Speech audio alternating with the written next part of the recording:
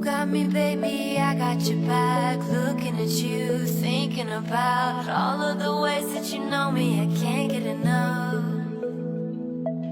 We got the future burning the past, good and the bad, making it last. We are what I want and I want what I already got. When you come through the room, I know that you know if you fall, I will be there. Let's light up like the moon. Yeah, we take it off, make it even brighter.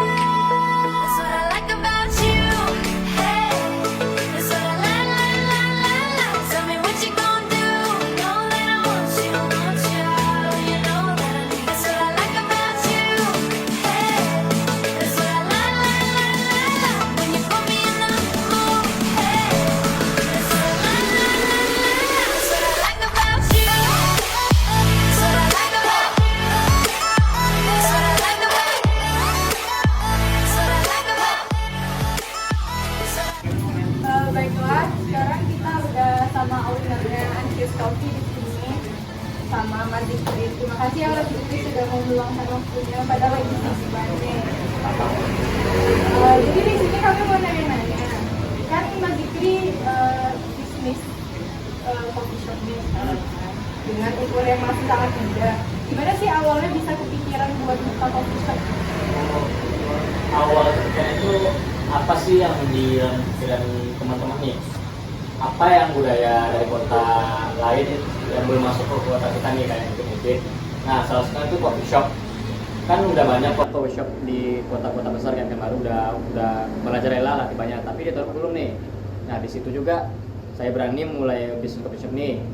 Kan bisa dibilang kalau Teluk Banten ini rendah akan edukasi kopi nih. Mereka masih mikir bahwa kopi itu ada juga yang masih pahit nih. Bahwa kopi itu nggak semua pahit, ada juga yang manis, ada juga yang asam-asam. Nah, di situ saya mulai membangun bisnis coffee shop. Nah, buat orang yang ingin memulai usaha nih, bagaimana sih cara menentukan modal untuk memulai suatu usaha?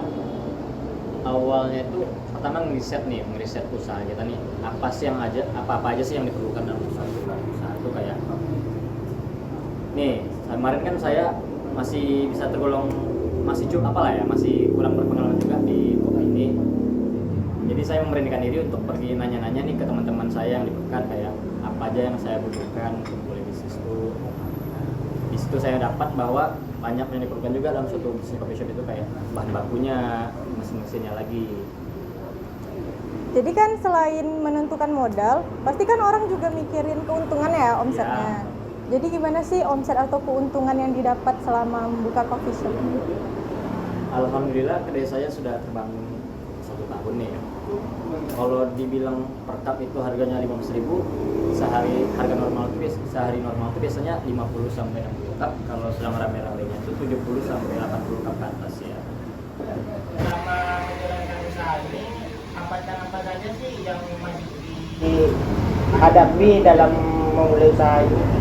Kalau hambatan banyak sih yang sudah saya hadapi nih.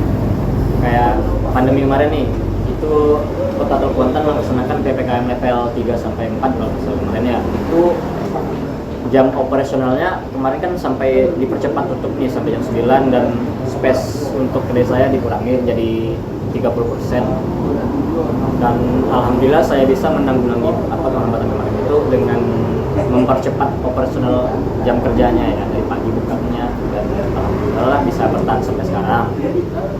Kan namanya Anxious Coffee ya, padahal ada loh nama unik yang lain mungkin gitu. Kenapa sih bisa kepikiran bikin namanya tuh Anxious Coffee? Banyak juga yang nanya ya kalau kenapa Anxious Coffee sih, apa sih hubungannya sama kopi?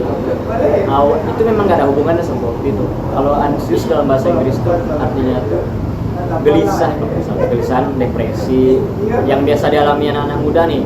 Nah, tanpa disengajai banyak juga customer anak muda kesini yang kayak curhat-curhatan yang ke depresi mereka sendiri. Nah gitu, nggak tahu aja, bisa aja kayak gitu. Kan banyak nih usaha-usaha coffee shop yang udah mendunia ibaratnya. Apa sih yang bikin Anxious Coffee ini beda dari yang lain? Kalau di kota Taluk ini saya berani bilang kopi saya paling enak. Gitu. Walaupun saya kalah di segi space-nya atau di segi tempat-tempat nih, banyak tempat lebih bagus dari saya tahu gitu. Tapi saya berani jamin bilang kalau kopi saya lebih enak. Kan Mas Zikri masih sangat muda ya, sekarang masih 19 tahun nih. Pasti punya hobi, pasti juga pengen kayak nongkrong sama teman-teman yang lain. Gimana sih cara membagi waktu antara bisnis dan kegiatan lainnya? Ya, saya bisa juga gimana ya? Saya pun tidak ingin juga masa muda saya hancur seketika ya. Pengen juga kayak anak lain nih.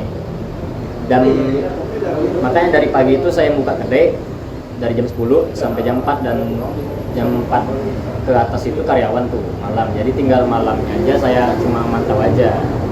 Dan sore itu tuh saya bisa laksanakan hobi saya kayak main skate sama teman-teman. Apa yang seharusnya lakukan oleh anak-anak muda ya.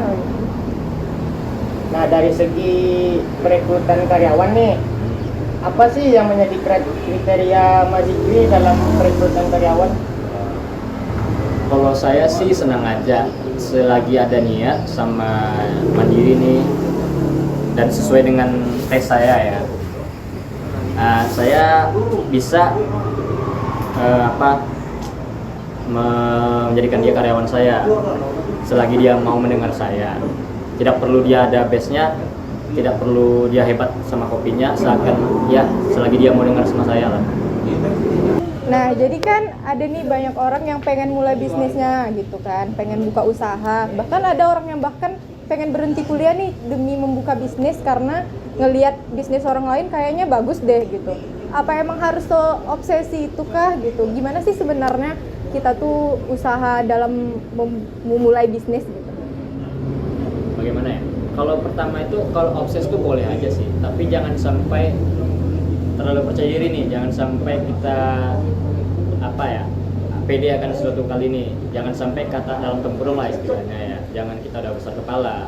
Kalau misalnya pengen usaha tuh ya kita harus ngeriset dulu apa sih yang harus kita butuhkan nih sesuai dengan budget kita dan sama sebuah kebutuhan konsumen, apa sih yang bagusnya untuk usaha kita ke nanti. Nah, terakhir nih tips nih buat teman-teman yang ingin memulai usaha. Tips kalau saya dalam setahun ini tipsnya itu ya percaya diri aja, pandai mengatur keuangan, jangan nalaikan sesuatu tuh, sama waktu tuh bisa dibilang berharga lah, harus ya.